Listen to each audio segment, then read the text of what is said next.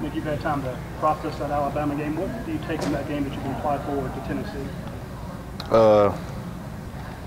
Probably just, just come more focused mentally and just pay attention to small details and just try to execute everything we do in practice on the game field.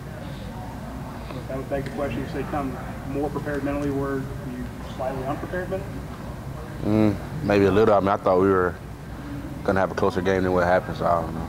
It's hard to tell what happened. Some of the guys mentioned about just so much hype in that game after do you feel like that may have overshadowed just the focus? Yeah, I guess so, maybe a little. Nick, how have you prepared to play on Saturday and what's expected to be a very loud stadium? Well, it's Tuesday, so we just got here today, so I guess today we'll figure out how we're going to prepare. It's going to be loud, and I heard as loud as ever it's going to be, so I'm not sure. I'm new to it. When you're watching tape of Tennessee, they have some big guys on the defensive front. What do you look at the Tennessee defense and say, hey, this might be a concern?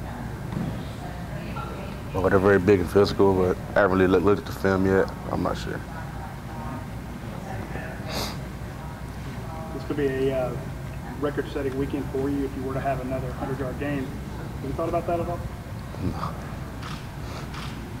I know your offensive line's thought about it a little bit. Have they talked to you about it? No, they haven't talked to me about it today. I know they're excited, though. I'm sure they'll say something. How important is it for you guys to bounce back after that Alabama loss? Well, you don't want 2 losses because that's kind of you have to rely on everybody else to lose a game. So we can continue to win out in the East, and we can end up where we want to end up, and that'll be good for us. Who's kind of taking the lead in the locker room these days? Who's kind of stepping up in the locker room saying, hey, let's put that behind us and look forward? Well, just really all of us are. We all kind of got in our head that the game's behind us, so we all step up and say stuff when we need to. There's a lot of leaders on the team. What has been the message from the coaches this week? Put that game behind us, which we have, and so we just focus on Tennessee. You want to share the game plan with us? You want to share the game plan with us? I don't have.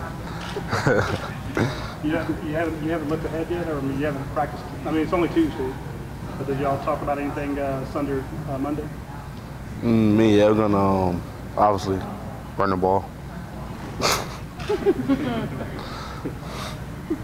Anything else for Nick? Malcolm talked about just working on a lot of nonverbal communications because it's a loud atmosphere. Are you guys working on anything maybe different to get prepared for that type of environment? I don't think so.